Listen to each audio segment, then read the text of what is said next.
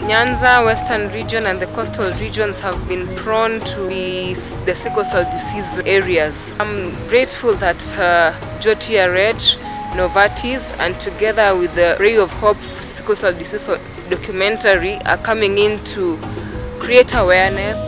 My name is Dr. George Rai. I'm the CEO, that is the Chief Executive Officer for Jaramogi Oginga Odinga Teaching, Referral, Training and Research Hospital. What it means that all the difficult cases around the catchment area of the districts around, all the counties around Sierra, to Uganda, to Homa Bay, Migori, refer difficult cases to this hospital for further management. My role as the CEO is to provide leadership and ensure that the programs run with the best and effective production, utilizing resources that are sufficient. Sickle cell disease is a disease of the blood, particularly the red cells in the human body. And the function of the red cells is to transport oxygen for use in tissue in the whole body. But when you have sickle cell disease, then there's a defect on the red cell. And when that defect occurs, the red cells that are affected die sooner than later. They die very quickly. They don't last for the period that they were meant to last. Therefore, the individual with sickle cell find it difficult to transport oxygen to many parts of the body. And what happens is that the defective cells, which is defective because of a genetic disorder, take the form of a sickle, which is like a crescent moon, all right? And once they take that shape of a crescent moon, they find it a little difficult to navigate their way through narrow spaces and capillaries. At the same time, when they are sickled or crescent in shape, they also clump together and they can block the blood supply to different parts of the body. And what happens in effect, that part goes through a process called necrosis, or it dies. And when it dies, it creates a serious inflammation and brings in a lot of pain. So people with sickle cell disease, particularly the children, have a lot of pain in the areas that are affected, and also swelling. Very commonly, the children, as it starts, you find that they are swollen on the hands, the back of their hands, the wrists, the knees, the feet are swollen, and it's very unbearable as a pain. There are other places that also receive a lot of pain, that is the chest. It can be in the abdomen or stomach, and because some of those vessels have been blocked and the blood supply to the onward blood supply is cut, and therefore there is death of tissue and pain. Therefore, one of the biggest arsenal or support is to have painkillers, strong painkillers for the people who are affected. Sickle cell was found in areas historically with malaria in the whole world. In Africa, from Egypt going south. And in Kenya, the map is around the Lake Victoria region and its environs. That is what used to be the Nyanza province, the Western province, and all the counties that are in there. You find a prevalence of sickle cell disease. And in the coast, you also find it, Kilifi, Kwale. And so one may say that it's a disease of people who are living in malarious areas. And we think that it was an adaptation to protect the sufferer, the people with sickle cell, from getting more malaria. Yes. So, for the moment, the bulk of sickle cell is in Nyanza Western, up to about 70%. But because of migration, a lot of people have moved from these areas to what used to be non-malarious areas, and they carry this sickle cell with them. You now find it spread all over the country. But the biggest proportion is on the western part of the country. Yes. Affects mainly children, right? And very few live beyond the age of 9 years. But there are some people who live longer. Now, the drugs of choice for sickle cell is treatment of the malaria that they have, antibiotics for any other infections, and also a drug called hydroxyurea, which stabilizes the cells which are affected by sickle cell. Hydroxyurea is manufactured by Novartis, all right? And long-term treatment with paludrin to prevent malaria from occurring, but they are also advised to sleep under treated mosquito nets regularly, and also to take a lot of fluid with them, and take a lot of fluid and eat a balanced diet and stay warm, because when they stay cold, they often get a crisis. Why do they get a crisis during staying in cold places? There are several things which happen. One of them is it is very easily triggered by, for example, ordinarily exercise and altitude, okay? And also in many households, during cold weather, they cluster around jiko, charcoal stoves. And charcoal stoves, if the combustion is not good, where the air entry place is closed, it produces carbon monoxide, which usually has been known to either kill people or trigger a sickling crisis, depending on the level of carbon monoxide in the house, right? Many of these people are rushed to the emergency department of many hospitals, particularly in Jaramogi, and we see regularly, almost daily, we have at least 2 cases of sickle cell. Some are treated and discharged, but some are admitted for long-term treatment. Yes. So, for how long have you, let's say, worked with sickle cell patients? For a long time. Okay. Since I graduated from medical school. How many years now? Maybe 50-something years. Wow. Yes. That's great. Yeah. So tell us about your experiences with sickle cell disease patients.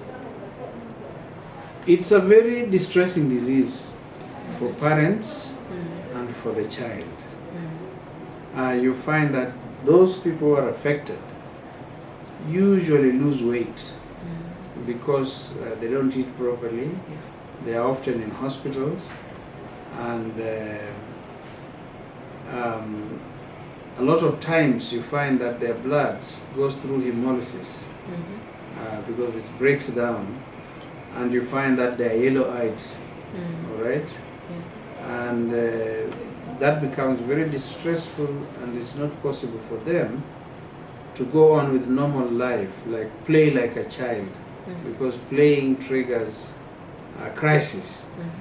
Of course, crisis can be in any part of the body, on the feet, on the legs, on the thighs, in the abdomen, on the chest, and even at some point the sickle cells can cause what we call thrombosis. They block vessels going to the brain, and somebody gets a stroke. Okay, Stroke is common among sickle cell people living with sickle cell disease. So it's difficult for the family because the crises are frequent, and it disrupts their life at home, their life at work, because the child minder, who is the mother, has to constantly go to hospital or be admitted with the child, and they cannot live their normal life and earn their living properly. The children are also disturbed because they cannot continue with school properly. And then the anxiety that the parents have that this child may die is very debilitating. Okay?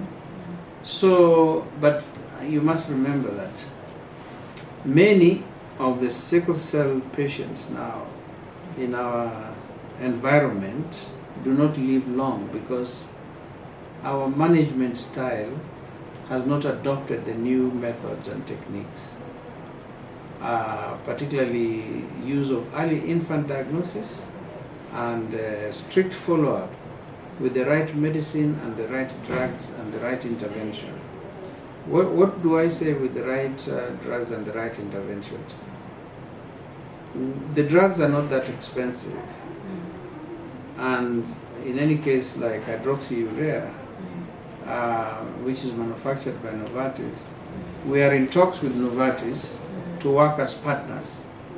And Novartis has agreed to partner with us, both in terms of long-term treatment, but also in terms of research related to sickle cell disease. We are also in partnership with the American Institute of Hematology, right now, particularly in California. They have actually donated a machine called the Mygel machine, which detects sickle cell of all types at all times and from infancy.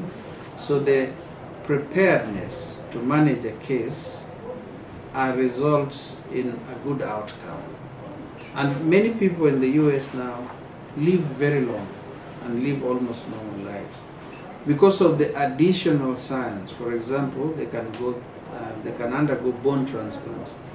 Okay, and we believe that very soon, with this linkage and cooperation, we are going to start carrying out bone marrow transplant. Why bone marrow transplant? Because the manufacture of red cells happens in the bone marrow. Okay? So if we can replace the bone marrow with the new bone marrow, which is normal, and we can guarantee that the manufacture of normal red cells, which are not genetically affected, will take place, and somebody will live a normal life. Yes. That's really nice. So, can you tell us about, in your view, what is the burden of the sickle cell disease in Kisumu and its environs? The word burden, it's heavy. Yes. Yeah. Yes. Especially if you realize that we receive at least 2 cases of sickle cell disease in our emergency department nearly every day. All right, they can go up to 3, 4, or 5. That's a heavy burden. In terms of quantification of the prevalence,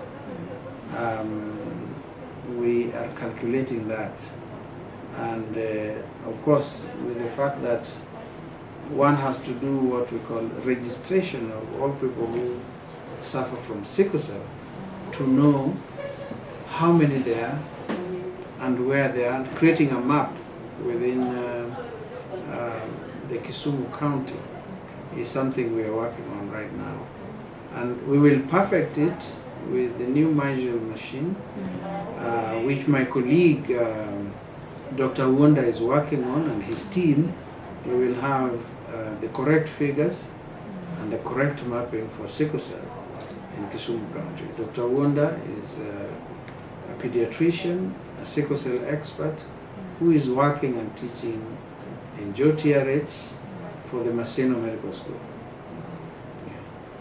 Thank you very much for that. What are the first signs for a first-time parent who is just given birth to a baby? The baby will come up normal. Okay. Yeah. And in terms of sickle cell? Yeah, it will come up normal. But after some times, when the baby begins to grow and go beyond the 6 months, they begin to have these undefined illnesses, usually punctuated with swellings of the hands and swellings of the feet, which come and go. They come and go. They come and go. They get treated, and they get treated, but then when the environment they live in, there is no support, both medical support with the right drugs, prevention of malaria, administration of hydroxyurea, hydration of the patient properly, proper nutrition, keeping them warm. Those environmental conditions will make the situation worse, and the conditions can be so bad that the child cannot cope with living. Several of them die early in childhood, yes. But of course, with the right treatment, they will live to very good age, yeah. Okay.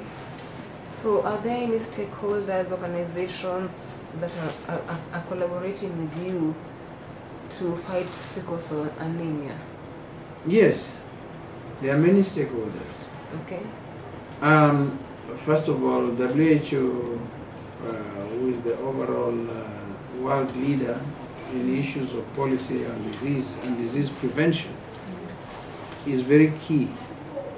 UNICEF is also very key as a stakeholder in issues that affect children and young children. And there are several foundations which have given them their time and dedication to sickle cell disease. And of course the university here in Kisumu, University of Maseno, is also a very important stakeholder, and the government is a stakeholder. The county government is a stakeholder. And for Kisumu, our governor, Professor Anyanyo, is a major stakeholder because he's been driving the process of the development of the sickle cell program here, alongside with the American Academy of Hematology. And Jaramogi is putting sickle cell in the center of its programs under the cancer center, because we are creating a major cancer center which will also deal with blood disorders, including sickle cell and hemophilia and all other blood disorders, and treat them, because some of the supportive care when you do bone marrow transplant requires some radiotherapy, and we are putting it a radiotherapy capability for low dose radiotherapy. Yeah. Okay. So do we have at the moment a place where we can do a bone marrow transplant in Kisumu or Kenya? We are building that. We are building that in Kisumu. And currently, a lot of people who need bone marrow transplants fly to India to get it. But very soon, within the next 24 months, we should be able to have that capability. Okay. When you have that capability in place, or what kind of first time bone marrow transplant would you prefer? Would you do as a health hospital, like a health facility? What kind of, would you do it on a monetary basis or free? We are going to work out a mechanism together with social health insurance organizations like NHIF, to be able to finance that. Because if you look at the families themselves, they are not financially strong to pay it out of pocket. It will run them bankrupt. So we have to have a social way of meeting the cost of managing these children with sickle cell disease, receiving bone marrow transplant and radiotherapy. Thank you. So how would you improve the quality of life of people who are battling sickle cell disease? Now, improving the quality of life of those people is basically giving them the right treatment at the right time, in the right quantities. The drugs must be available, like hydroxyurea. We must have paludrin all the times for prevention of malaria. We must emphasize on prevention of malaria through use of mosquito nets. We must emphasize personal hygiene so they don't get other infections. They must be well hydrated, so the mother and the child mothers must be taught. And then we must teach the society to understand the person living with sickle cell and to treat them humanely. Most times the children of the same age will jeer at the child who is living with sickle cell because he cannot do tasks or she cannot do tasks as the others. They also want to play, but they cannot play for long because sooner or later they get tired and the exertion puts them off towards getting a crisis. Living a normal life means you can eat normally, you play normally, you do what you want normally, you go to school normally, and you associate normally. And that is the goal of treatment. Okay, thank you. So, what is your advice on dating couples? Should they seek a comprehensive health check of screening for sickle cell disease before they get married? Yes, I think that should be, and it's contained in many policies, that it is important as part and parcel of screening for long-term relationship to know your status of sickle cell disease or sickle cell status. It can be, you can be a carrier or you can be diseased, right? So that you can be accordingly advised to know what is going to happen to you, and also to be given some knowledge on the possibilities of reducing your problem in case you go ahead and get married. It is easier said than done to tell people not to get married because love is a very passionate thing, and love sometimes you cannot make rational choices just based on that because the love capture is so intense that you don't see any other problem. They say love is blind. Right. Okay. How do you make the government, how can we make the government to make sickle cell anemia and sickle cell disease treatment free? Free. Yes. Number one is to acknowledge the problem, which they have, the government has, both the national government and the county government, and to allocate enough resources to support the fight against sickle cell disease, both in terms of buying, training health workers at all levels, and also in terms of availing medicines that are accessible to those with sickle cell, and also helping people with sickle cell with education on how to cope in terms of psychological coping and physical coping. Yeah, because you find many times people are disabled with certain complications of sickle cell. How to cope, how to live, how to be treated, the right trained health workers with the right skills and the right attitude. They have to be there. Availability of drugs all the times has to be there. So the government must vote in enough cash, but also design it in such a way, like I say, through social health insurance, like NHIF, who can pay for the treatment of people with sickle cell disease, and focus a lot on the prevention of sickle cell disease as an aggressive and committed policy.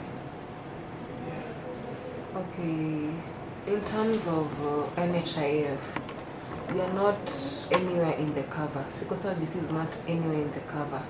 Yeah. Yes. That's what I'm saying, that we must try to put it in the cover, because sickle cell disease, the sickle cell disease is like any other disease, right? Mm-hmm. Like any other disease. Yeah. Cancers, it's a blood disorder, but it has to be in the cover. Yeah. Yes. So, have you heard about stem cell therapy? Yes. Yes. How does it work? Basically, stem cell therapy works through replacement and healing of tissues which have been damaged, okay, in the body.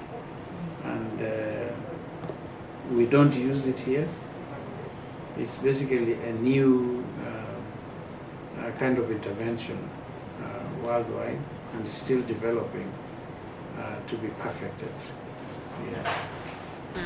Oh, my name is Martin Lucia, and I do business. I do poultry farming and piggery. That's part of the way I earn my living. And at the same time, an IT by profession. I'm married. I'm married to my wife Sakina, and I have 3 kids, 2 boys and a girl. The 2 boys are Emmanuel and Samuel, and a girl Precious, but 2 boys are both sicklers. So, at what age were they diagnosed with sickle cell disease?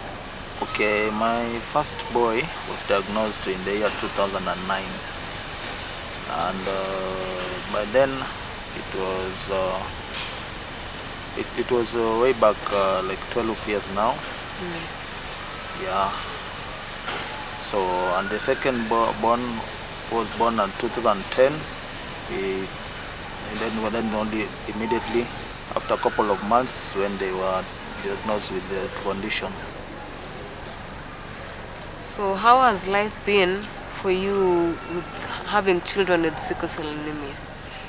Oh, to say the truth, it has never been easy to start with, because for one, immediately when our firstborn was found to be having the condition of sickle cell, we panicked, and it was really like a curse to us, because we didn't know anything about sickle cell condition. So we ran into shock, and we had now to start gathering more information about sickle cell. So we could spend much time getting to know more about sickle cell, and in that process, because we got a lot of different information, others based on the myths. So one thing that was crossing our mind was death, because that is what actually, based on the community, what people were saying. But all in all, it has never been easy having the boys with sickle cell, because another thing is the cost. You know, because having a family, you need to keep them, putting up with them. It has been a lot of difficulties because of their income that you get very little. And it's by the grace of God that we've been struggling to upkeep them, because these children, one thing we came later on to learn, that they need to be management management of the sickle cell condition has been again another big, it has really played a lot of challenging part, especially in terms of drugs which you need to buy. They need to eat well. You need to keep them every time giving them more attention. So it's been a struggle, but all in all, we thank God that by His grace it's been sufficient, and also by the help of friends who've been chipping in sometimes when we are down. We've been managing to go with them well. Okay. So, what challenges have you faced in terms of living with a child with sickle cell and disease? What life challenges have you faced? Okay, the life challenges, the rebuke from the close people. Having children, two especially. There are people now start to look at you. It's like stigmatization. They don't come close to you per se, but sometimes when they look at you, you become a bother. Number one, when the child get an attack, you keep on going to hospital. You are off and on, until you realize other people saying what can come over Martin? What is really happening? You become a bother because you need to look for what to sustain the family in terms of work.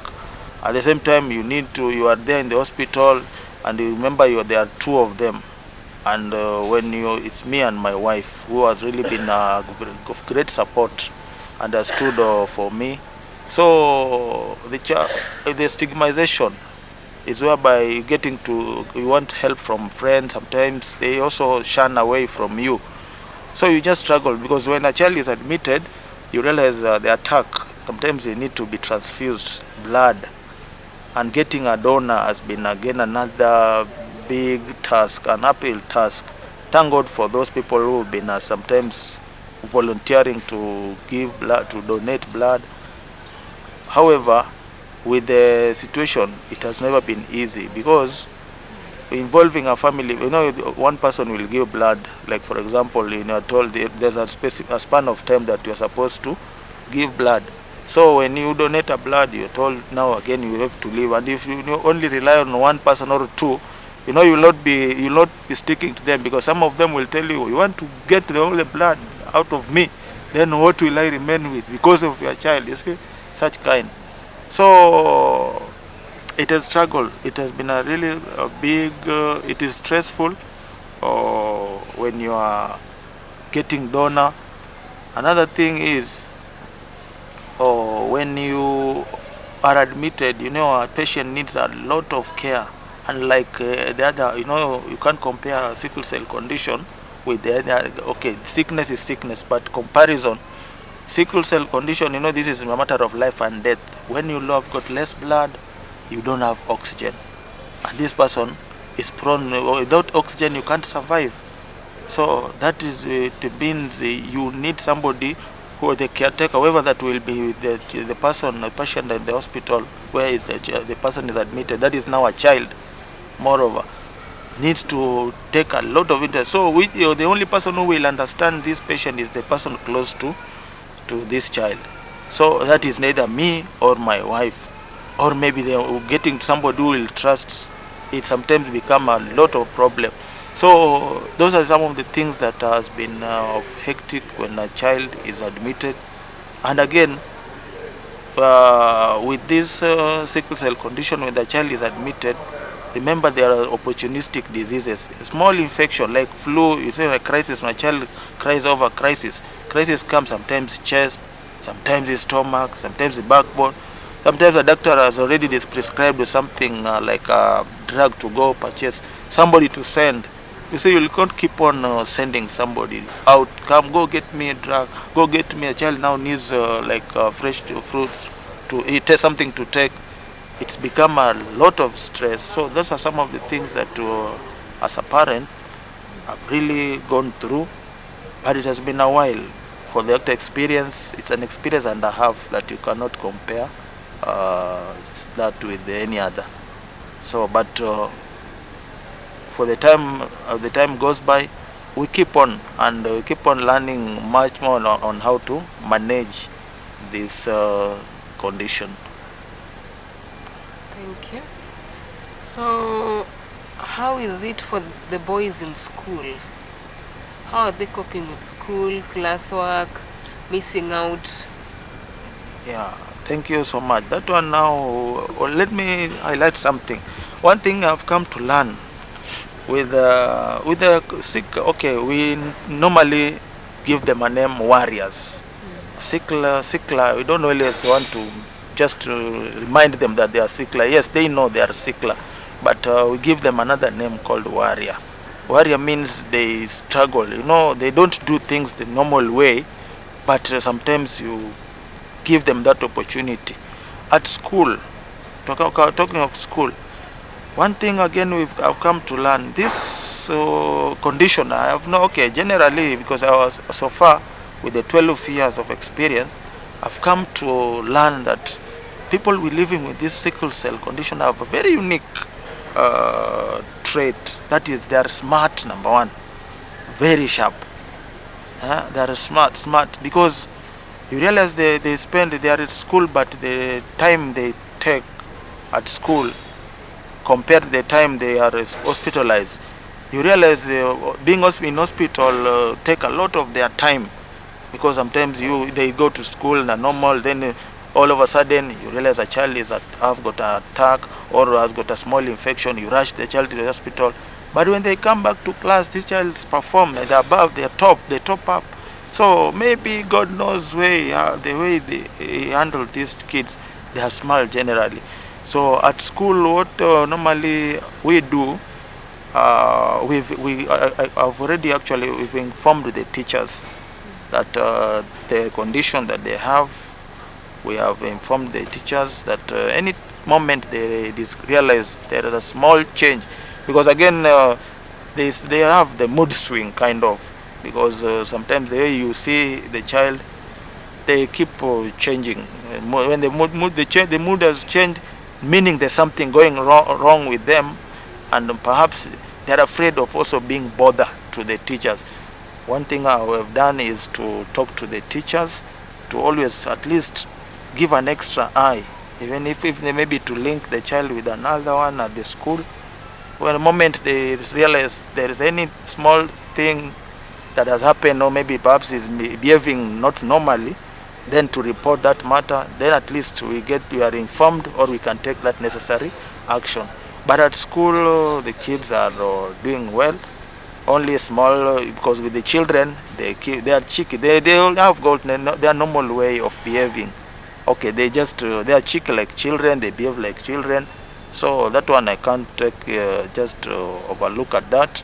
But they are fine. The challenging part is when you are at work. Maybe you're also looking at the way you can get your daily bread. You get an emergency call. You come, your child is now, his temperature has shoot. So you see, those are some of the things that we keep at an eye, and life continues. Okay, thank you, Martin. So I wanted to ask, do they get stigma that you're a sickler, you're not supposed to be playing with us, You're not supposed to be doing this, you're not supposed to be doing that. Oh, they just get stigma from teachers, any classmates. Yes. Now, I've always one thing I've always done is to encourage my kids, especially there are two of them. One is someone who always anemic, keeps getting a crisis quite often. So one thing I've always tell him that he's just a normal boy like any other. Only that he, on the back of his mind, he should know that he's have got a condition that does not need to be strained. I was surprised one day. He came back. He told me that he had climbed he went for a mount what do you call it? Mountain climbing. Yeah, mountain climbing. And to me, I'm shocked because, and it always give me. I always expect. I expect anything, but I don't want him to. I don't want him to be subjected to strenuous work or any other activities. But to him, he would want to give it a trial, because even I strict him on food, whatever he eats. But with the children are children. You will not be there with them all the time. They will sometimes go eat junk food, which I sometimes tell him no. You should be able to don't avoid as much as you can. Just take natural food. Sometimes also like some children living with people living with sickle cell condition. Water is something that you have to, whether you want or not. That one also is again. They feel that other kids don't carry water. Why him? Why should he carry water? I sometimes rebuke him and I put him down, and sometimes when I scold at him, he tells me, Daddy, why do you force me to drink water? Do you know the taste of water? You see, so sad things. But those are some of the things that maybe perhaps keep him, if they feel, why are they not the same as other children? But with the information, as they grow, we keep informing them, we keep reminding them, because those are some of the things that they need to always get to know, that they live with that condition, and they need to take those prerequisites.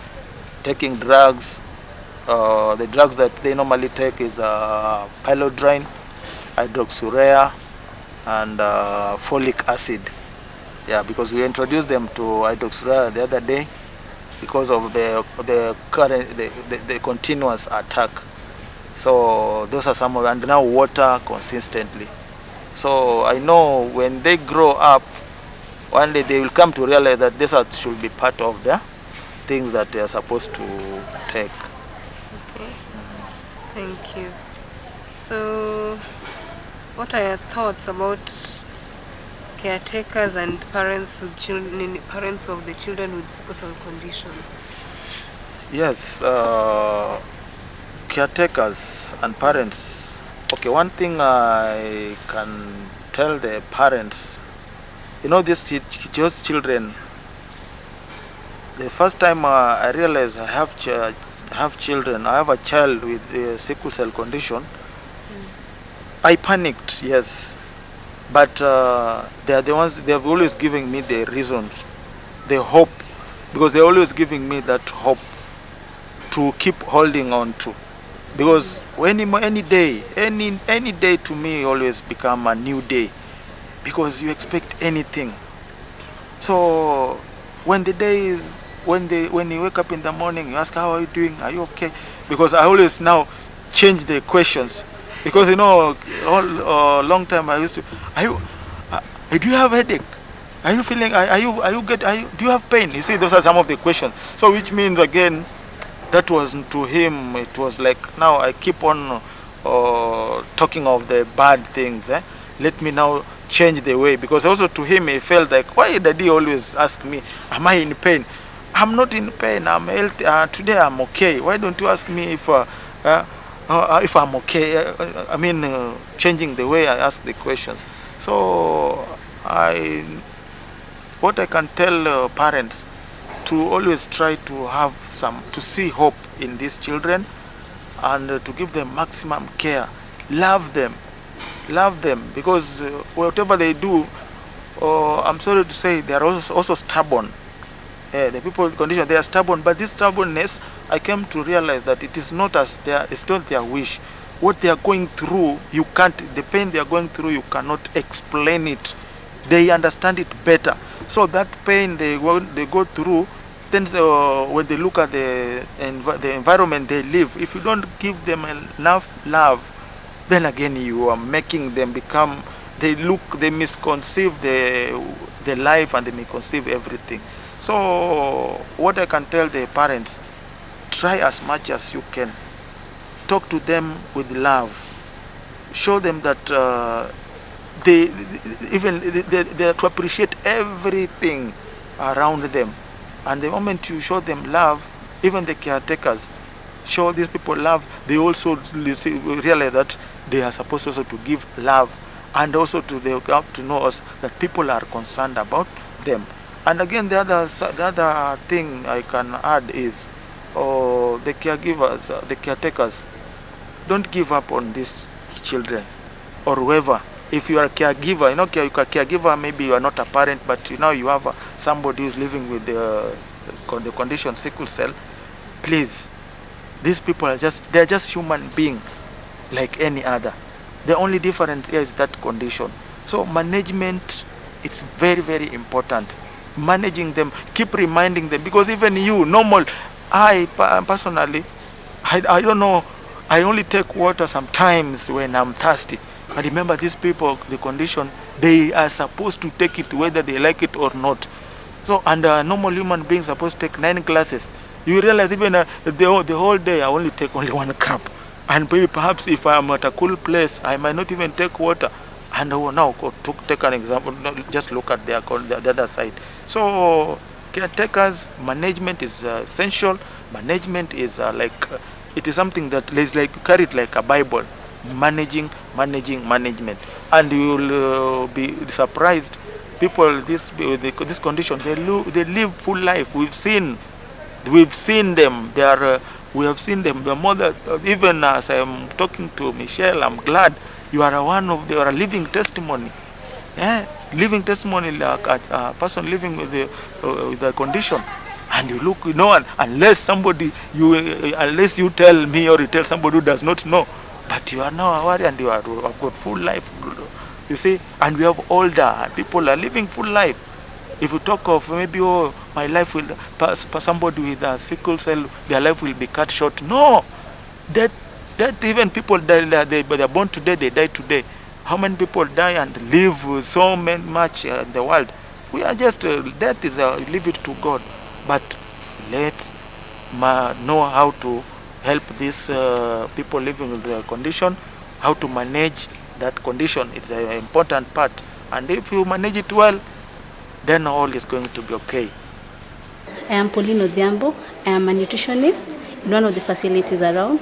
And at the age of 4, I started having symptoms. I had swellings, pain.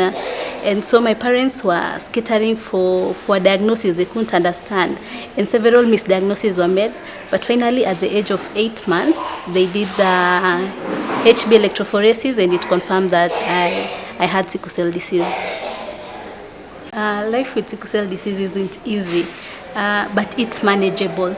The challenges come, the pain episodes come. You take your 2 weeks, 1 week break in hospital. Then after that, you come and pick back life and continue doing your stuff. So it's the breaks will definitely come. The pain breaks, the hospitalizations will definitely come, but it's manageable. Okay, thank you.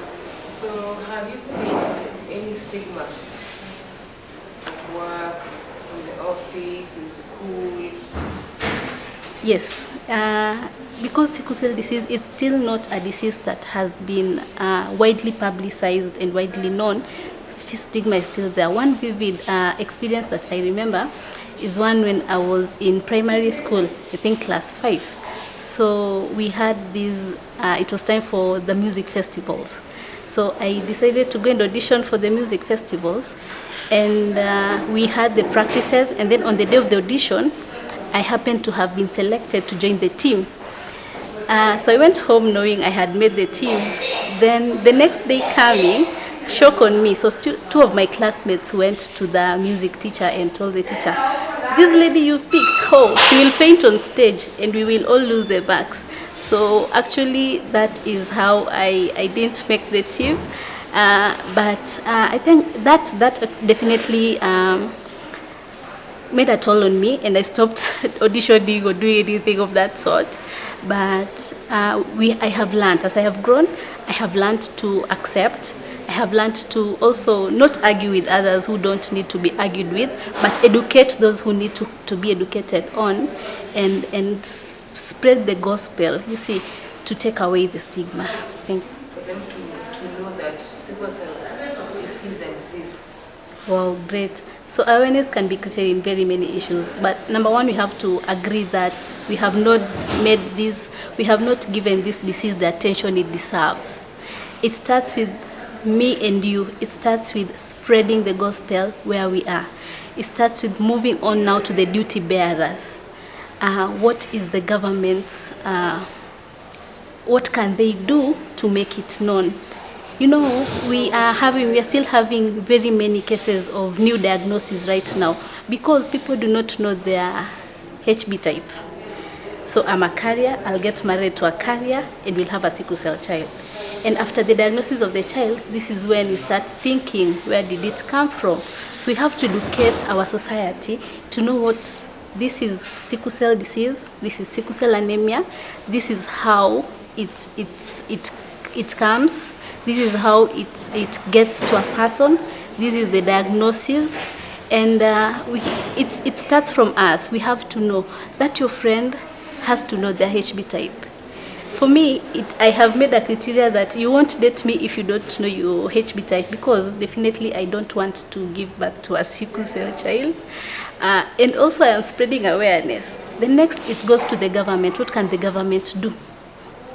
Can we, like when HIV came, we really talked about it, and right now everyone knows, and we are winning the battle against HIV. Can the government make the information widespread?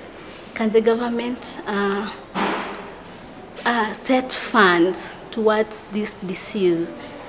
For example, bodies like NHIF, they're catering for those with kidney disease. They have a package for them. They have a package for those with cancer. But what about sickle cell disease? It's a very expensive disease, by the way. So can we start knocking on these doors and asking them, you have to play your part? I am glad that earlier this year we launched the guideline on the care and management of sickle cell disease. But I am sure to now we are not implementing. Very many people don't even know how to manage people with sickle cell disease. So we actually have to escalate these conversations to reach everyone. Coming back to the care, thank you for that. I'm not lying to you, there's a facility. I work in a facility, but I get afraid to be managed at that same facility because of the ignorance, because of the lack of knowledge. It's very sad. You get to a place and they can't even manage you. That is something that is sad. You get to a place, and I think Corona, because of it has the oxygen saturations. So nowadays they test the oxygen saturations. Imagine you get to a hospital and you're having difficulty in breathing, and that can be a complication of acute chest syndrome, which is one of the complications of sickle cell disease. So imagine you will get to that place and a doctor will just say acute chest syndrome, and then they start antibiotics and fluids, and they don't even check your oxygen saturation. And this can, if not well taken care of, can actually lead to death. So we have to learn that yes, this is a sickler, probably in a pain crisis. What do? Take care of the pain, but look at what has triggered this pain. Is it malaria? Is it infections? Is it stress? And as you do that, you look at the underlying condition and manage. But pain management has been for a long time a challenge. I want to give you a story. I once left a hospital. I asked for discharge against medical advice because I was in severe pain crisis. And the doctor, with all the audacity, said, give her paracetamol. I'm like, oh my goodness, paracetamol doesn't even help with my headache. And I am in severe pain crisis from head to toe. And then this person wants to give you paracetamol. I became mad. And I said, no, please, I'm getting out of here. So getting those people who know how to manage is a challenge. And I think we have to take our health workers through a series of training and letting them understand the disease and look on ways of proper care and proper management. Thank you. So, what in terms of the community, your neighbor, do they need to know about your condition? Do you need to create awareness on that as well? Everyone has to know. Thank you for that question, Michelle. But everyone has to know, because number one, a child with sickle cell and a child without sickle cell, we treat them differently. You know, the triggers for sickle cell pain crisis are very different. Just dehydration. The child was left under the sun playing the whole day. That will lead to pain. Severe exertion, severe physical activity will lead to a painful crisis. Just a little bit of stress. I remember there are times I will be caned in school and I will come back home, and that day we will not sleep at home. We will rush to the hospital. So we have to know how to handle them. We have to know what extent can we go with them. We have to know how much can we push them and how much of a normal life can we let them live. So yes, everyone has to know, and everyone has to know how to handle a person with sickle cell disease. Thank you, Michelle. Thank you so much. Schooling, going to school, how was the school life like? Did the teachers pick on you that you're not coming to school on a daily basis, on a regular basis? Did children then sideline you because you are always sick, kucheza na wewe? How was it like? Thank you for that question. So school life had its ups and downs. As a child, definitely you also didn't understand what was going on. So my parents had to step in, and they had to make the teachers aware that this is the condition and this is how we are going to manage. As much as we're doing my part, you please help me do your part while she's in school. I want to thank God that I was probably a bit smart, so I will miss school maybe 1 week in a month, but I will still come back and top classes. And I think the teachers did not have an issue with that. I remember one day one of my college mates made fun that, hey, Pauline is out of school for 2 weeks, but she'll come back here, and everyone will still be trying to sit next to her during exams, because you know what happens in colleges during exams. So you'll miss school, definitely you will, because the episodes will come anytime and you'll have to be away. But when you come back, you have to compensate for the time you did not attend classes. I remember there's one time, one teacher was just difficult. This teacher she didn't want to understand. So I went home. No, I didn't go home. My mom was bringing lunch to school that day, and I had been caned. So I went and told her what had happened. My mom got very vexed up. Later, I came to realize what she told the teacher. She actually went to the head teacher and said, I am not going to be doing this anymore. I am the one who spends time in hospital with her, and it cannot be happening every time because of one teacher. If we just have to make reservations for her, why don't we do that? So I think that also helps. At times we also have to be harsh, because the people who don't understand, they're just ignorant. So we also have to step up and say, by the way, this is not going to help me, and you have to, this is your boundary, this is where you have to step. The good thing, she does what she needs to do.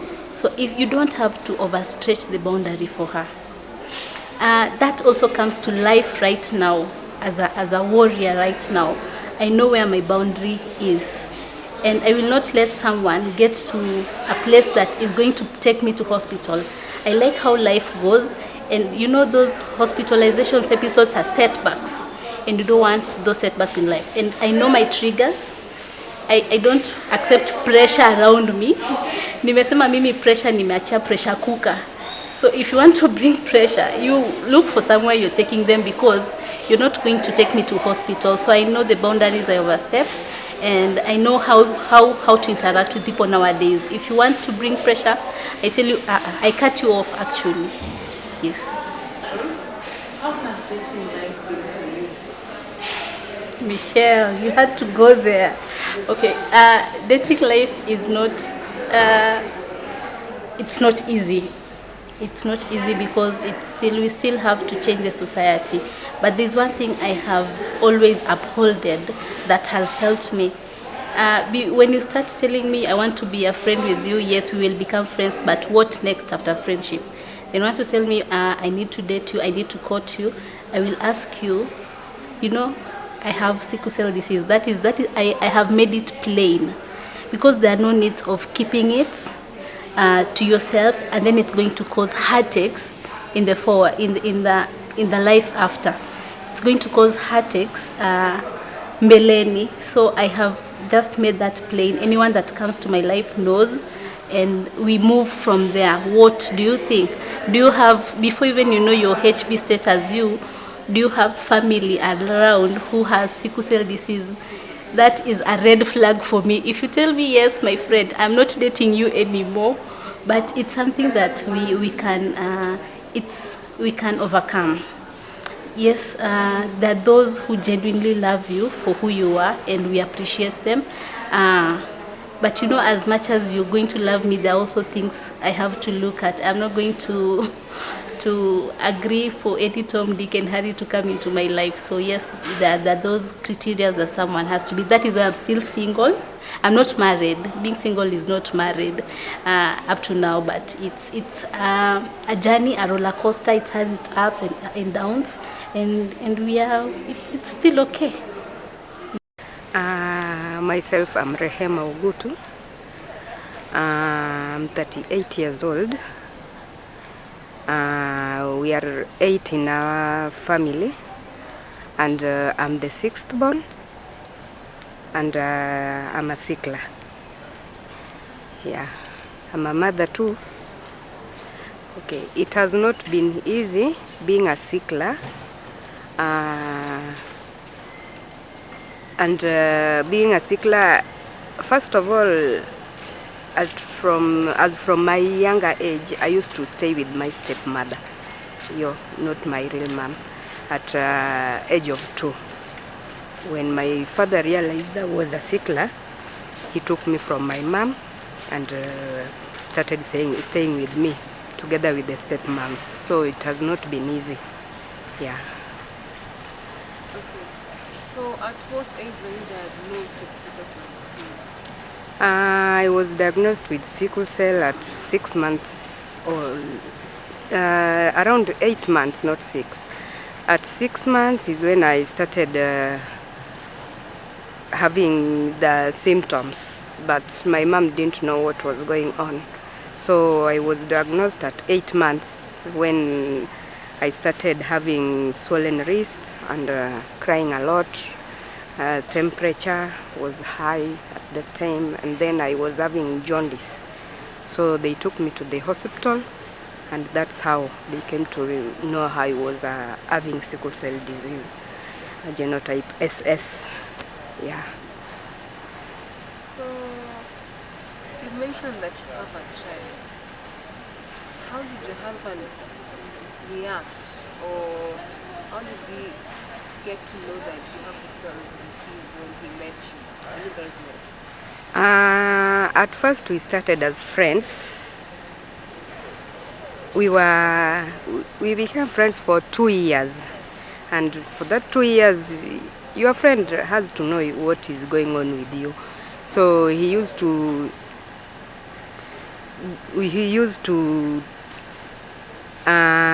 take me through all these attacks. Yeah, but back then I didn't have so many attacks.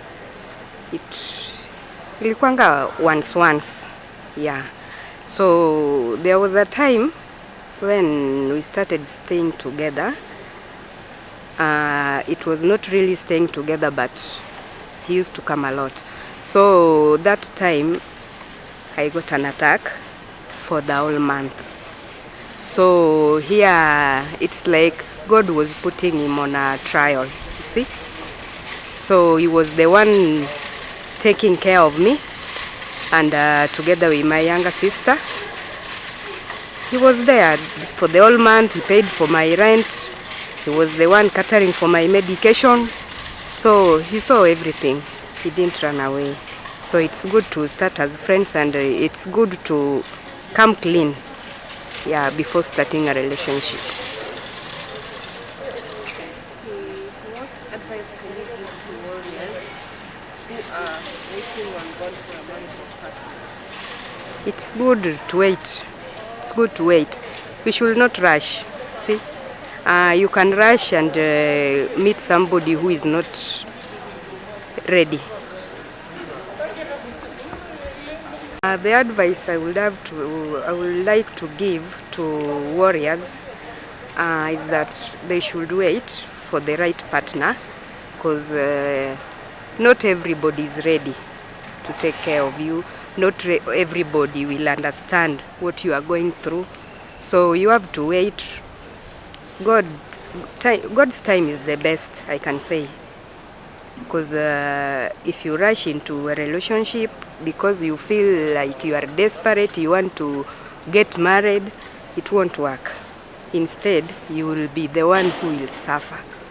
You will suffer, being that you are a sickler. Sickle cell doesn't need stress, you see. So you have to wait. And if you wait for God's time, it will come out just okay. So, how has it been with you getting pregnant and giving birth? Is there anything for worries?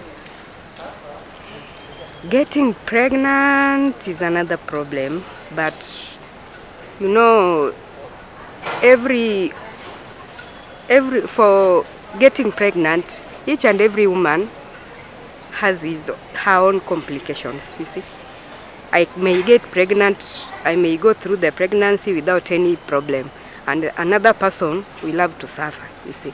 So with me, I did suffer a lot, but I was in and out with some mild crisis, see. But getting to my late pregnancy, I developed a problem. I had my heart became big.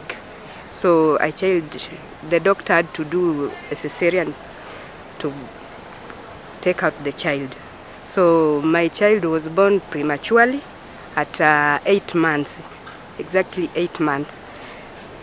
So he was 2.5, but he came out okay. Yeah. But the journey was difficult, I can say, but not that difficult. See, I was just like a normal human being. You have to watch out your diet and take your medication on time. You have to avoid overworking yourself, and you are good to go. Yeah. What advice can you give to the young warriors who at some point don't understand the pain of sickle cell? Advice to young warriors who doesn't understand the pain. What they should know, sickle cell crisis, it is a periodic thing. It doesn't come always, and it differs. Some may experience it on a how can I put it? They will often experience it, and there are some who will stay even for a year without sickle cell. But what they should know, they should always be aware of the pain. Each and every time, it can even start here on your wrist. It can even be on your forehead, you see. Sickle cell attacks anywhere, you see, on your body. So you have to be alert every time. You have to watch out. You have to keep warm every time. And what they should know, we are normal, but not that normal, you see. Younger generation will love to go out clubbing. They will love to keep themselves like normal people, but we can't do that. Like me, I can't swim, you see. I can't swim, I can't play football, and some they can, see. So young warriors, I think they should be more keen on themselves. They should watch out. They should not just be doing things anyhowly, because sickle cell, it can keep you in the hospital even for 2 months or a year. It can keep you just for a week, you see. So they should watch out. That's all I can say.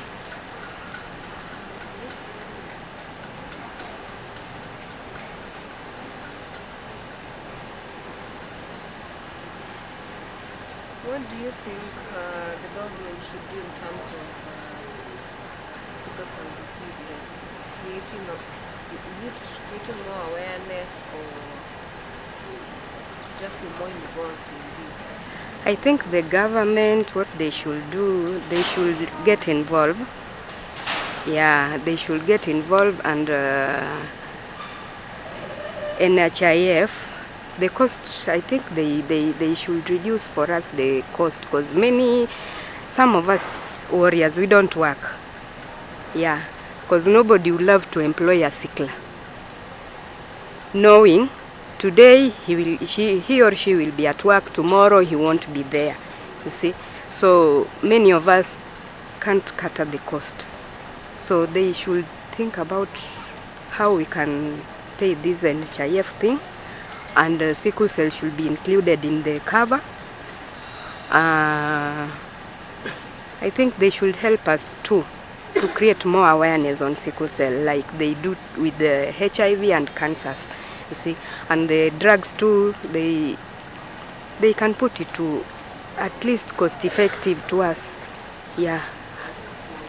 We have so many mothers out here. I mean, like nowadays, young women are just giving birth at a younger age. They don't know how this goes, you see. They can't afford the drugs, so the government should come in and help us. Yeah. So, have you faced any stigma living with sickle cell in your life? Yeah, stigma, I faced stigma also when I was young, when I was still going to school. But nowadays that I'm a woman, I know how to take care of myself and the people around me, you see. But when I was young, there's a lot of stigma. There's a lot of stigma. Some even run away from you. When you are in class sitting, some will keep away. They think you are going to kuambukiza, something like that. They will tell you, I don't want to sit near Rehema. Yeah? Some don't even understand what sickle cell is, you see. And when I was young, I used to have a big tummy. So I used to be like somebody who is pregnant, and they were like, wewe uko na mimba tu saa zote, something like that, you see. They always abuse you, and I used to have a mtaro on my here, my head. So they will come, chapa wewe on the head, you see. They will knock on you. Yeah, and even some teachers, they don't know what sickle cell is. They will tell you, wewe kwenda huko najidanganya hapa, you see. And you are not pretending. It is something which is real. See, so that stress when I was young, I used to be in the hospital so many times. Yeah.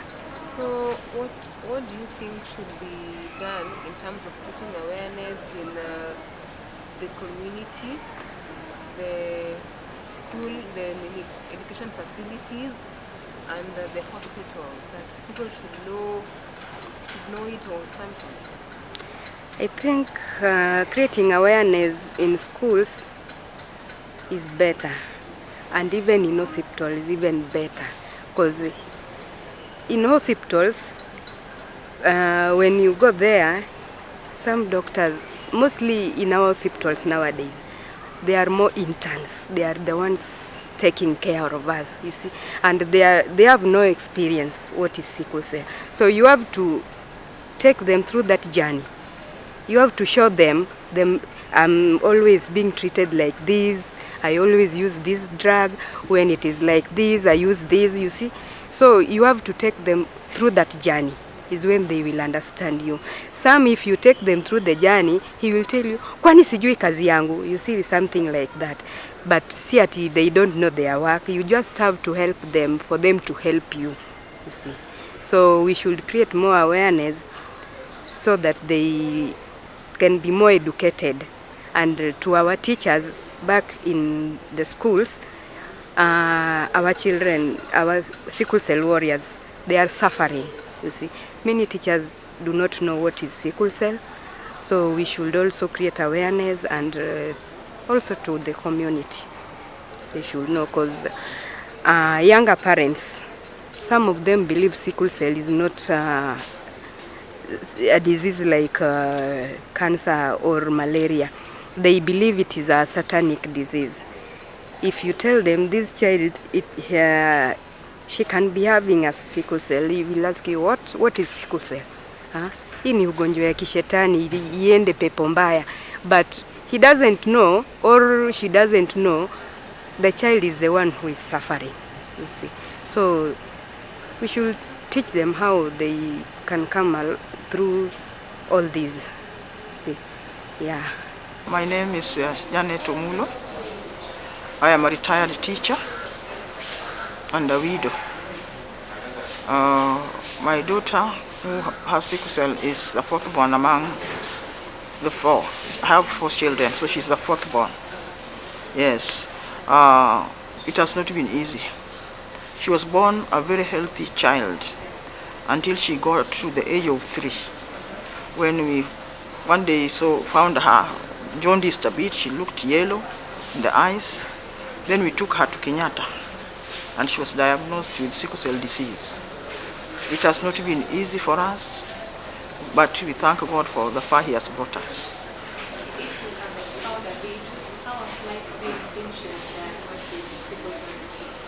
It has not been easy.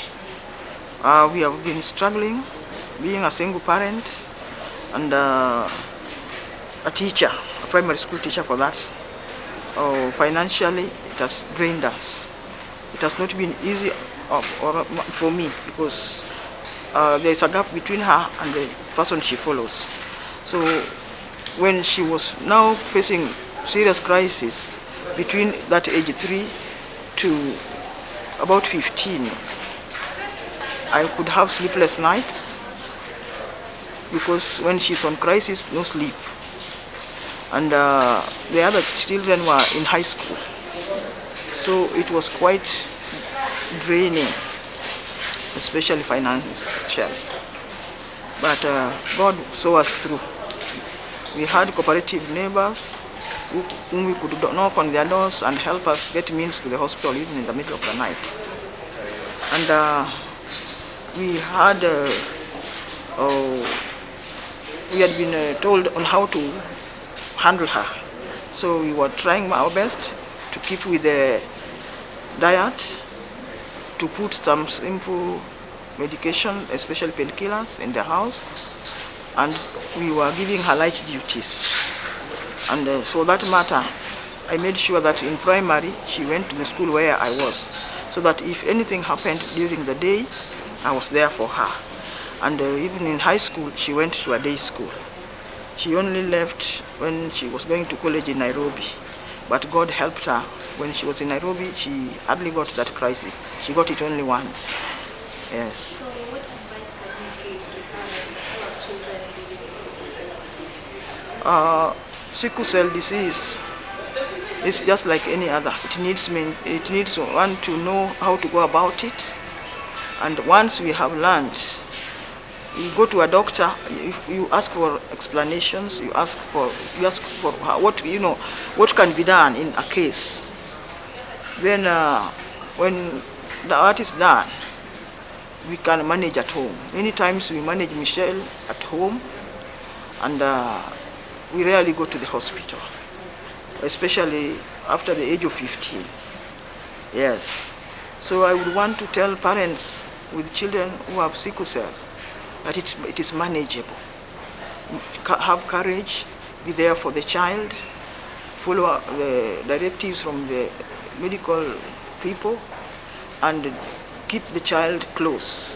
They need love. They need to be made as comfortable as possible. Yes. And what are your thoughts about sickle cell awareness, and also that it can be cured through bone marrow transplant? Now, my thoughts about sickle cell awareness, I think it is long overdue. It has just delayed because in Michelle's her father's family, there was an auntie who died at 59. and was suffering from sickle cell. Such times, she could come to this hospital for clinics. There was paludrin, there was folic, they were being given free. But thereafter, during Michelle's time, such medications were not there. And so I think it should be given that kind of proper awareness so that lives are helped. Children have lost their lives in a situation where they could have been helped. So I think the awareness is long overdue. Yeah, the warriors like Michelle and the others should team up and do something about it. Number one thing is awareness. Number two is availing the medical practitioners, the health workers, who are specifically trained to handle sickle cell patients. Then designating a facility where sickle cell patients can have that bone marrow transplant.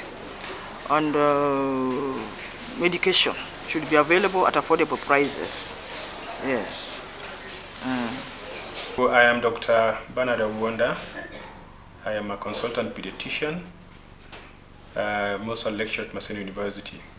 Right, so as I told you, I am a consultant pediatrician. That means I mainly deal with children, treat children's diseases. But I've also told you that I'm a consultant, I'm a lecturer, so I also teach at Maseno University in the School of Medicine, Department of Pediatrics and Child Health, and I consult at Jaramogi Ngodinga Teaching and Referral Hospital, which also happens to be the teaching hospital for Maseno University. So a lot of times you'll find me at Jaramogi in the corridors of pediatric ward and moving around that compound as I do my clinical duties and teaching. So one of the programs we have just recently launched is newborn screening for sickle cell disease, which I think is rather ambitious, but something that is unique in the sense that we have quite a number of babies in this region being born with sickle cell disease. And unfortunately, we pick them a bit late. And sometimes a baby with sickle cell disease is picked when they're 5 years, sometimes 7 years, sometimes 10 years. And usually when you pick them late, some damage has already happened in their system. And so they then are not able to have a good quality of life. They are prone to a number of complications. And they generally may not even live long. So the idea behind newborn screening that we are commencing at Jaramogi Ngodinga Teaching and Referral Hospital is to try and pick these babies pretty early, really the first 6 weeks of life, and then we begin our interventions early. That has been demonstrated to be very helpful, number one, in improving their quality of life, and for longevity, they're able to live longer and achieve their life's potential. In developed countries where they do newborn screening, their health, the health dynamics of children with sickle cell disease has really changed. And their transition to adulthood now is more than 90%. In Kenya today, I think statistics indicate that about 50 to 90% of our children don't transition beyond 5 years. That means when you have 100 children delivered today and 100 children with sickle cell disease today, only about half of them, probably 10 of them, would be able to see their 5th birthday. The rest of them will have died before their 5th birthday. So those are very grim statistics. With newborn screening, if we are able to identify these children early and we initiate them on care, and the care is really very simple. We are saying that we want to make sure these children get their vaccines in time, the essential vaccines, and we can actually get them to boost them later. We are saying that we commence them on penicillin, antibiotic called penicillin. We are saying that we want to just initiate them on their folic acid, which is really for building up their blood. And we want to initiate them on prophylaxis for malaria. After about 9 months, we want to initiate them on a drug called hydroxyurea. And then give them time, and they tend to transition to adulthood when we do that, and make sure we available to follow them up in the clinic, make sure they have good nutrition, and make sure the parents are well educated and empowered to really look after these children, be able to identify when they have any complications and rush them back to hospital, and be able to live very long. So this is really what we do with the project we are commencing at Jaramogi Oginga Teaching and Referral Hospital. Sickle cell disease is a genetic disorder. Genetic means that it is carried in the genes. But it's a genetic disorder of hemoglobin. Hemoglobin is a protein that carries oxygen. It's part of the blood, red blood cells, but it's a specific protein that carries oxygen throughout the body. So in sickle cell disease, that protein called hemoglobin has a problem, and it's not able to be effective in carrying oxygen. Sickle cell disease is what we call mutation. It's a point mutation, because it's just one change. So genes are carried on things we call chromosomes. They carry genes. And so when you have a point mutation, it means just one single codon is replaced. So for example, in sickle cell disease, we have this thing we call amino acid. So there's an amino acid called glutamic acid. If it's replaced by one called valine, it's okay, just one switch, and it produces a hemoglobin that's not effective, that's not efficient in carrying oxygen. So that's really what causes sickle cell disease, that we have a point mutation. It's at position 6 on that chromosome 11. It's a chromosome 11 at position 6.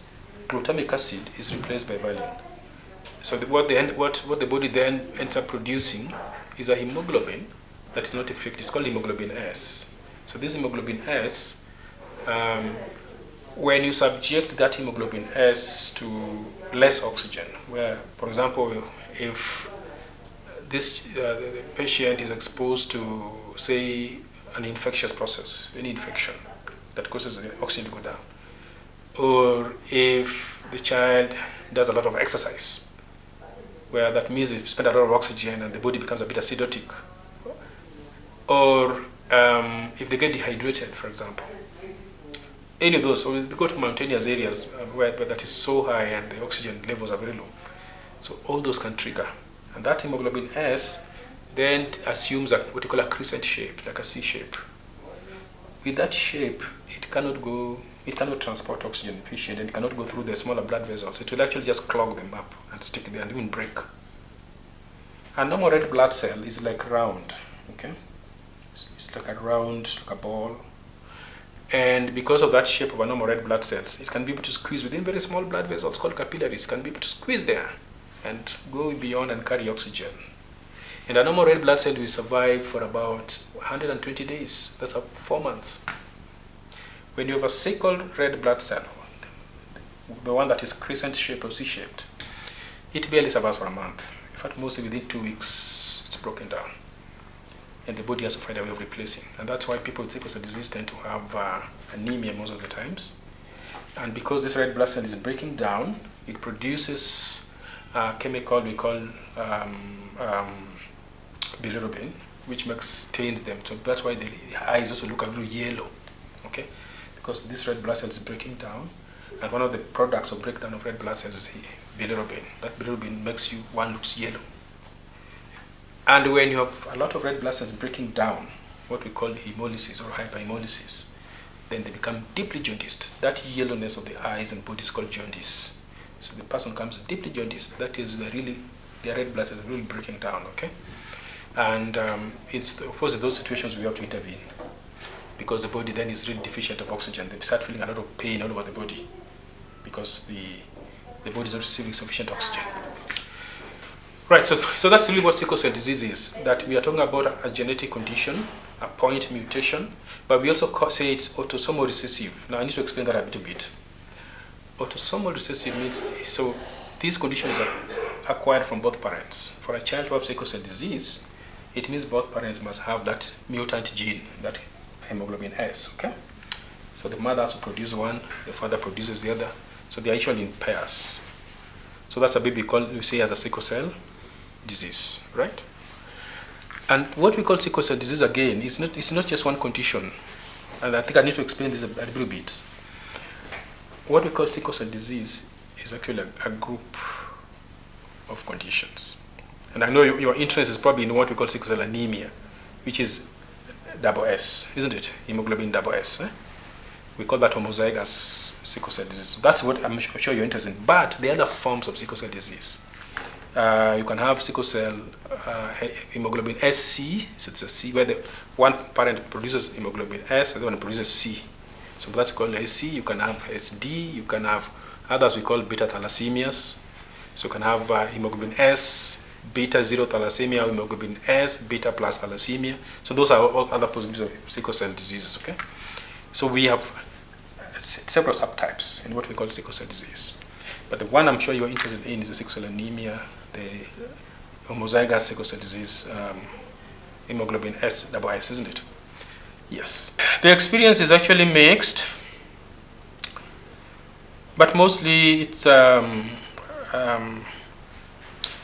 more of a painful experience because, children do not understand why they have to have pain all the time. They don't understand why they have to be in the hospital all the time. They just don't understand it. And so when a kid comes in pain, they have a crisis. And of course they get to a hospital and we must get a line on them because we want to run some blood tests, but we also want to put them on IV medications, IV antibiotics, IV fluids. Sometimes we want to transfuse them. They have to be admitted. The kids really cry, and it's very sad watching them in pain. A painful crisis. Those who have tried to describe what a painful crisis feels like, they say it feels like a labor pains. Now the men in here may not understand what labor pains are. Maybe ladies would, but that's what they describe it. That a real painful crisis like labor pain. Somebody else told me it feels like when one has just walked out of surgery. Some part of you has just been cut. So the pain you feel after surgery, particularly if you're not on good painkillers. So that's what a crisis pain feels like. And you can imagine a child goes through that, and some of them get crises every other month. So yes, so it's not. I wouldn't say it's a very nice experience for children particularly. But yes, we do our best to stabilize them. We try to also educate the parents so that we avoid conditions that would make them, have frequent crises. And this is where I was talking about the aspect of early intervention. Because if you are able to just do the simple things we talked about, that we're able to get them to get their own vaccines, we can start them on penicillin prophylaxis, malaria prophylaxis, give them folic acid for building up the blood, start them on hydroxyurea, make sure the baby is always hydrating so they don't get dehydrated, and we avoid some of the conditions that can precipitate crisis. Then they can be able to live crisis-free for some time. Yes, so that has been the experience, that kids don't understand and they don't like that pain. They cry a lot. And usually it's a very stressful thing even for parents.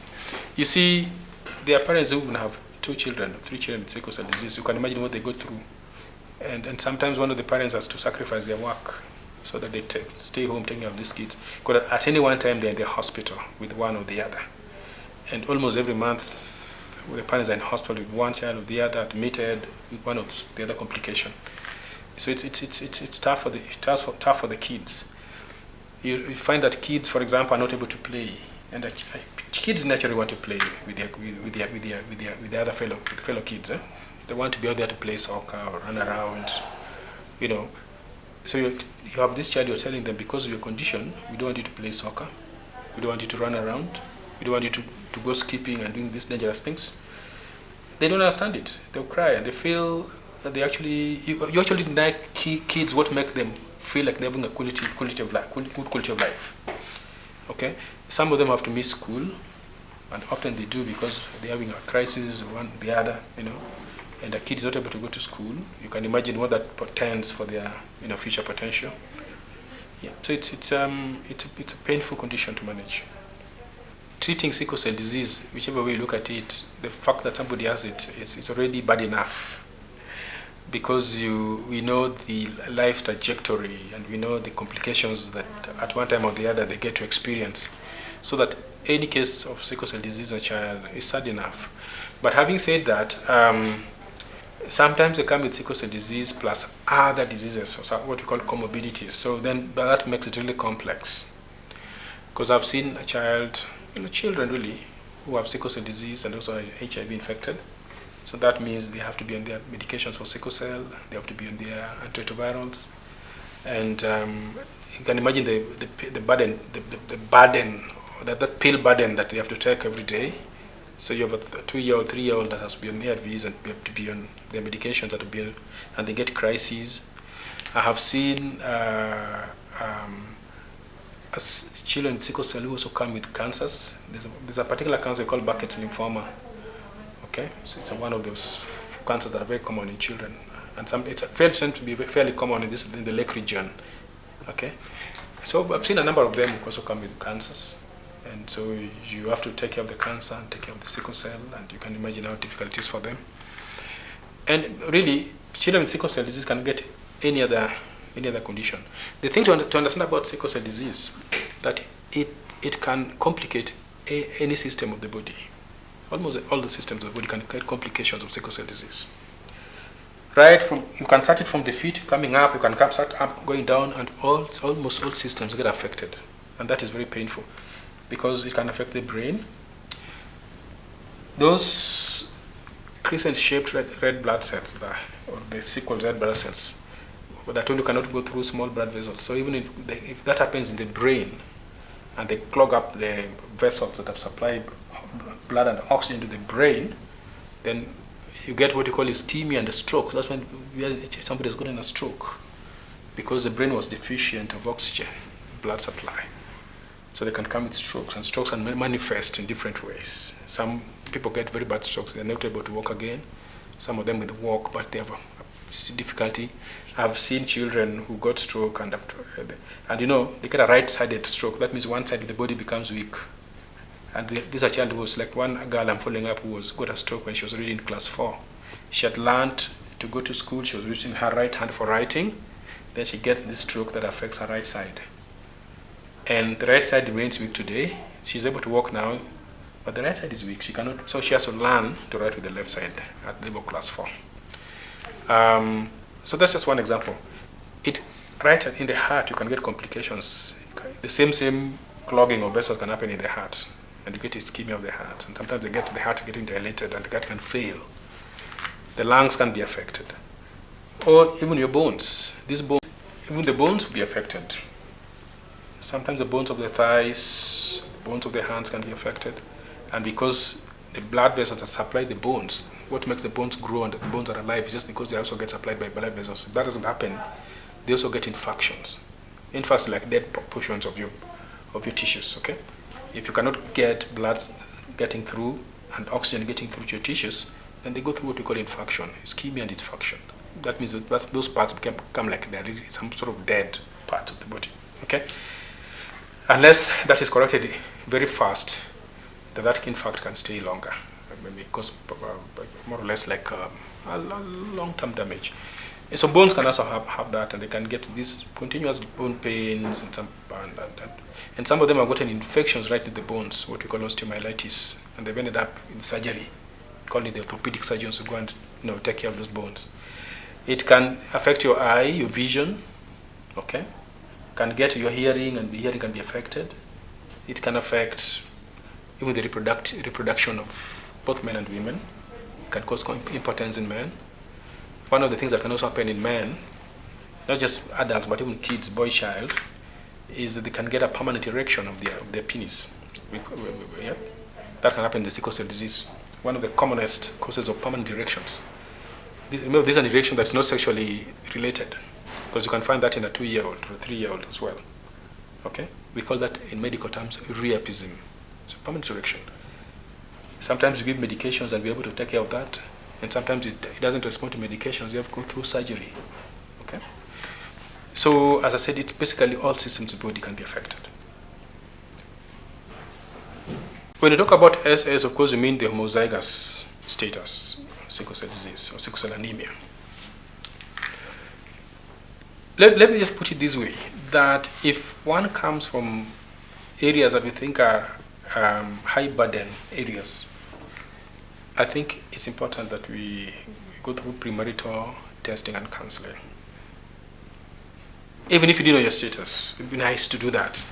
If you're coming from Nyanza, what was formerly Nyanza, what was formerly Western Kenya, you're coming from what was formerly Coast Province, for example, which are high burden areas, I think it'd be just nice to go through that test. Test yourselves, and there are a number of testing modalities out there, HB electrophoresis, HPLC, whichever is available. I think as a couple, prospective couple, it's good to get that test done. Not necessarily because we want you to separate, but so that you're making sort of, as you make your choices, this is an informed medical choice as well, because there are medical implications. So if one is SS, sickle cell disease, let me just say, or sickle cell anemia, and you do not know the status of your partner, I think it's good that your partner, the person you're getting to engage, also knows their status. If you also engage somebody who is SS like you, it doesn't mean that if you've got any babies in future, they're all going to be SS. They're all going to be sicklers. All of them, practically.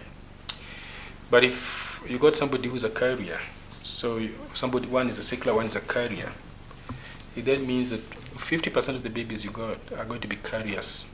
The other 50% are going to be sicklers. But you can also have a situation where one is SS, and you get somebody who's normal, that does not have any trace of sickle cell in themselves. So they are normal hemoglobin, and one is a sickler. So in that scenario, then it means that your kids are going to be carriers, all of them. None of them be a sickler, but you're carriers. There are situations where you may also get, I think I've talked about the scenario where you get one who's a carrier and one is not a carrier. So that can also play out. And in that situation, then 50% will be carriers, 50% are sicklers. But the other scenario that's also fairly common is where two carriers, HBSA, HBSA. So SA is a carrier, because S is sickle cell, A is a normal one. So when you have SA and SA meeting, two carriers meeting together, that is probably a more common scenario we see around. And then it means that 25% of the babies you get are actually going to be having sickle cell disease. They're going to be sicklers. The other 25% are going to be completely normal. But there's a 50% chance that they be carriers. So 50% of them carriers, 25% are sicklers, 25% are normal. This is a situation where two carriers are married. So that's how that happens. But we need to remember there's something called chance. There's a role of chance in this, that they don't follow any particular order. So you can actually be carriers, get married, and your first child will just be normal, and the next one may be normal.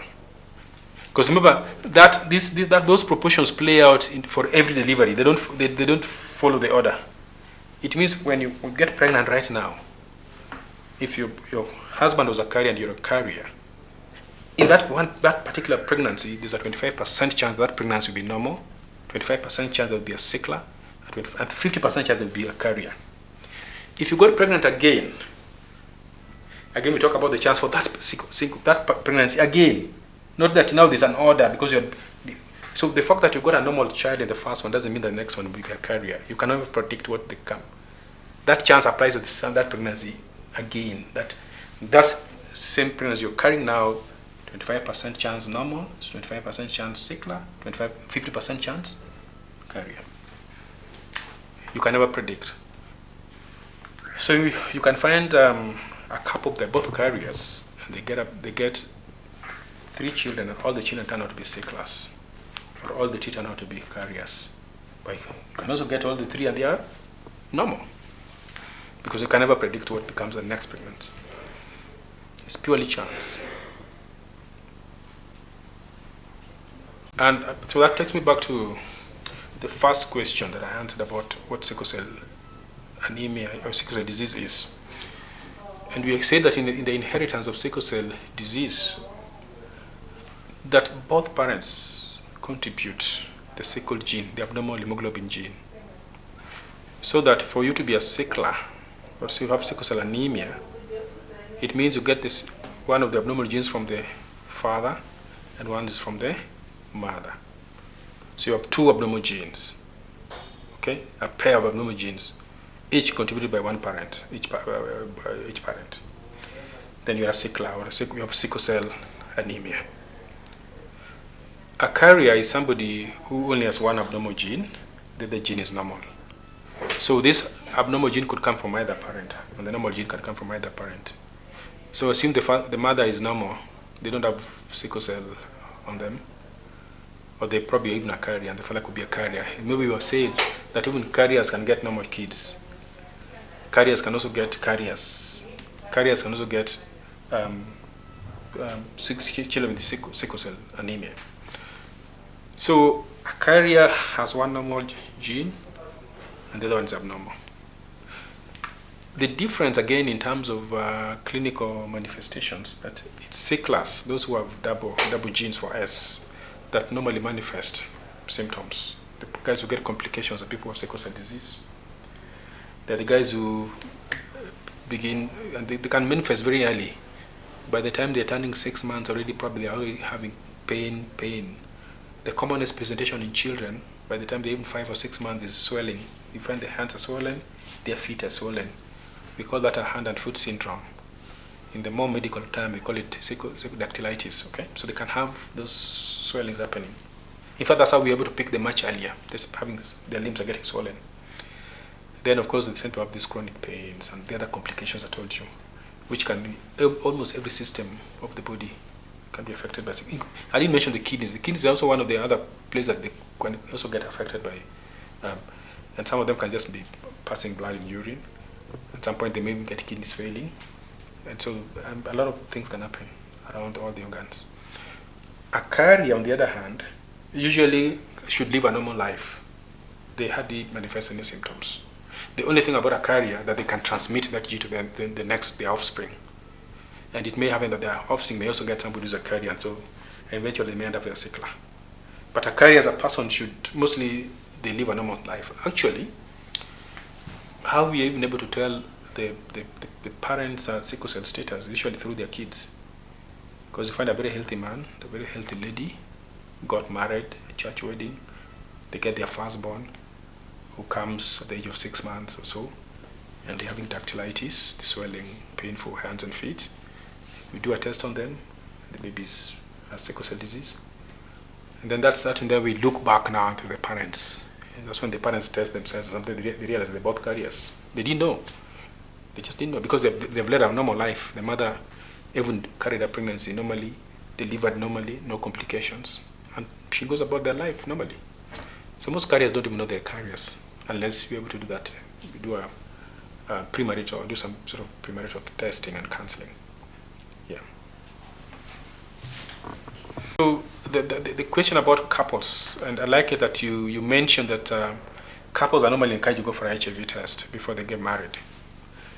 And you're asking whether we should also encourage them to go for sickle tests, testing for sickle cell disease. And I think that's a very important point. I said earlier, if you remember, that this is especially so for those who come from high burden regions. And we know the high burden areas, the former Nyanza province, western, much of the coast. Though these days, because of intermarriages, and the gene has been dispersed, so right now you'll find sickle cell almost everywhere in this country, okay? Because now there's a lot of intermarriages. We've married Kisis. In fact, there are a lot of Luos marrying Kisis and Luyas, and everywhere Kikuyus are getting married where. So you can still go to Central Kenya and find sickle cell disease there. You go to Meru and find sickle cell disease, but not as much as you'd find in the Lake region, okay? And maybe the coast. So it'd really be nice to get couples to do that, and that's what I was calling premarital, testing and counseling. Just the same way we want to do a HIV test, that we can also get the couples to do that before they marry. It's important. Not so that even when people do HIV tests before they get married, it's not to tell them that we don't want you to get married. You just get married knowing our status, isn't it? So you know what sort of precautions to take with yourselves. But you also know the consequences. So if two carriers got married today, Because we're not telling them not to marry. We're only saying that you know the consequences of you getting a baby. As we said, if they came for counseling, we just tell them, so your carriers. If you got a baby today, there's a 50% chance that your baby will also be a carrier like you guys. But there's a 25% chance that your baby may just be normal, no carrier, no sickle cell anemia. But another 25% chance that they'll be complete sicklers, they'll be have sickle cell anemia. So with that information, they are warned, they're empowered, they make now informed choices. That's why people do HIV tests before marriage. That's why I think we should also get a sickle test done before marriage. And indeed, there are many other things we do before marriage. I mean, the people go for screening for STIs. Women screen whether they have diabetes, whether they have hypertension, because these are consequences for your baby. And so maybe we should also just make it routine.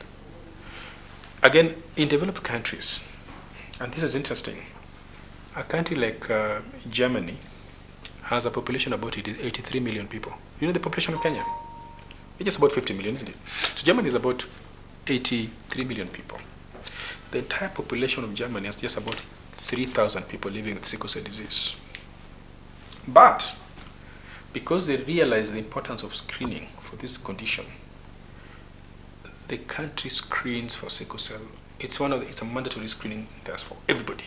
Every child delivered must be screened, and the government is investing in that. Yeah. Kenya, we only probably 50 million, and our number of people with sickle cell disease are much higher than that, what Germany has, but we don't routinely screen in this country. We are just starting a project now in Russia, in Jaramogi Teaching and Referral Hospital. In the US today, all the 50 states in the US, one of the things they must screen for is sickle cell disease. Every baby is delivered is screened in all the 50 states that comprise the United States of America. Okay, and so it's something that we need to think about investing in, because in the long term it's cost effective. In the short term you might think it's very expensive. In the long term, you look at the kind of quality of life that you improve, the benefit that these kids have, the fact they can live longer and achieve their potentials, and the fact that the healthcare doesn't have to keep taking care of them because they have a crisis one time and the other. So when one looks at the investment over time against the quality of life, then it's worth it. Because as I told you, it's a mutation.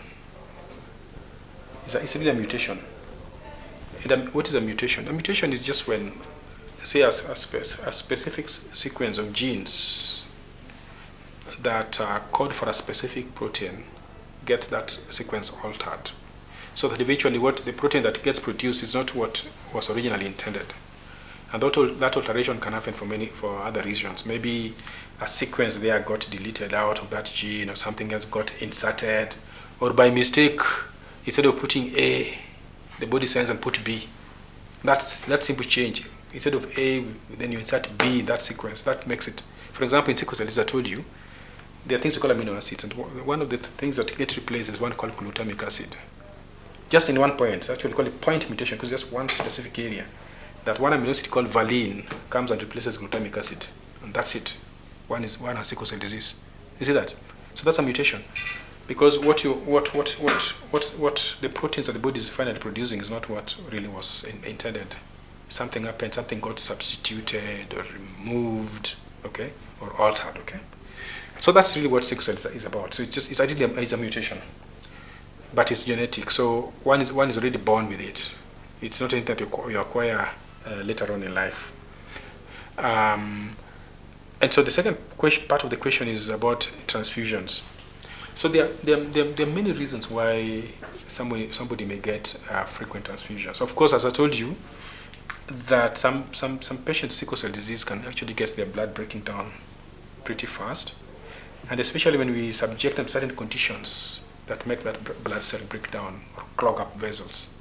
And I mentioned something like when they get dehydrated, when they get infections, when you subject them to, say, extremes of temperatures, or get them to climb mountainous areas where the oxygen tension is low, or strenuous exercise, for example, all those may predispose.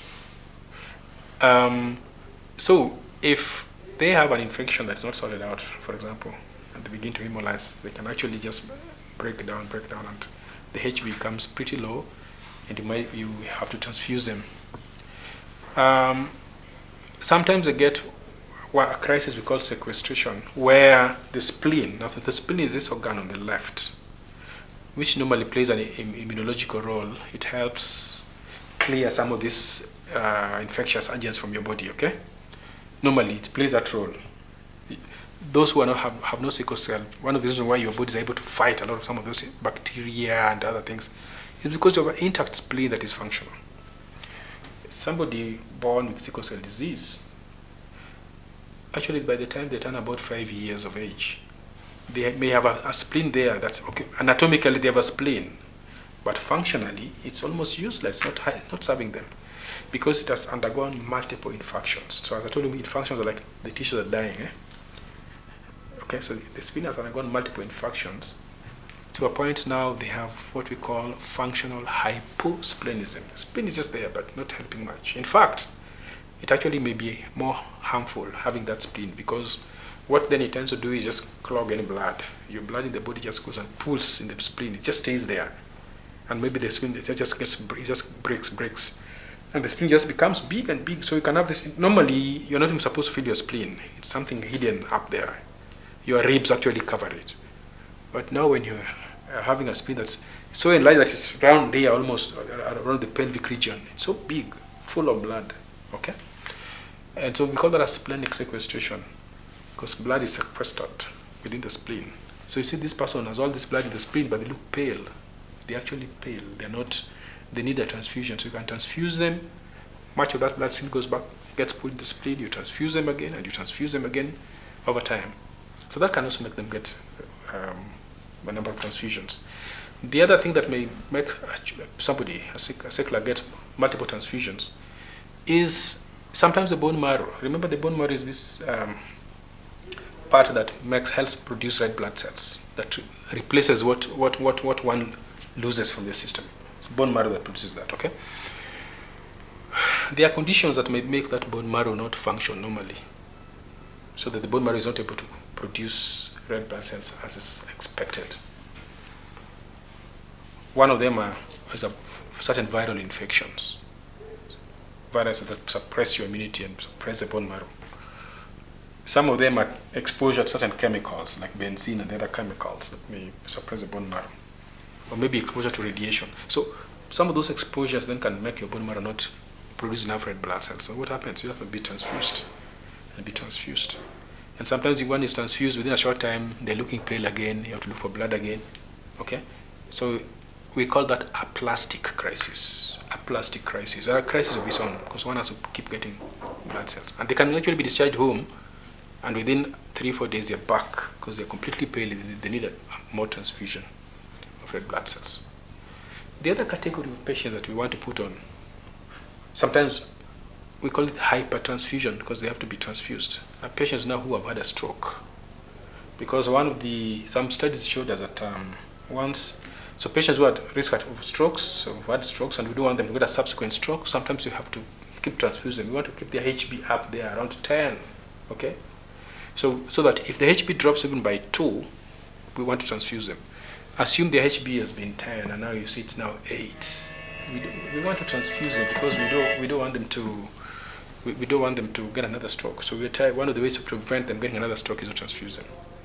Of course, these days we have drugs, and one of the drugs is called hydroxyurea, which has also been shown to be very helpful in reducing those transfusions, because it helps the bone marrow to function, produce red blood cells, and just reduces the number of crises we experience.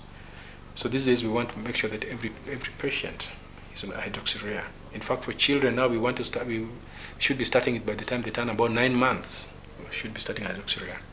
Our handicap with that particular drug has been that the dosage in the market has not been friendly to children, because for a long time we've had it coming in 500 milligram capsules. 500 milligram. We want to start children at a dose of 20 milligram per kilo. So that means if you have a child who is 10 kilos, a 9-month-old would be around 10 kilos, maybe 10. So if the child is 10 kilos and you want to start them at a dose of 20 milligrams per kilo, that means they need 200 milligrams. But the capsule in the market is 500. So of course, the formulation, the fact that it's a capsule already is a problem because kids will not be able to take that capsule. But number two, the dose is too high, it's more than double what the child needs. So those are the handicaps we've had. There have been supplies of 250 milligram capsules in the market. Sometimes they're erratic, but I know that has always been there. The good news is that the pharmaceutical companies are working overtime to try and get us pediatric-friendly formulations. Pretty soon, maybe by mid next year, hopefully, we may start getting tablets, dispersible tablets of hydroxyurea, which are going to be very friendly to children. So even if it comes, say, in 500 milligrams or 1 gram, but it is cord, you can actually divide it into 4 and you get smaller doses, which you just disperse in water and the baby drinks. So that will make life very easy for children with sickle cell disease. I would urge everybody to be proactive in supporting the elimination of sickle cell disease, and also to be empathetic with people with sickle cell disease. And people should actually contribute towards a kitty that will generate funds for treatment and for research in sickle cell disease, and forever stay happy.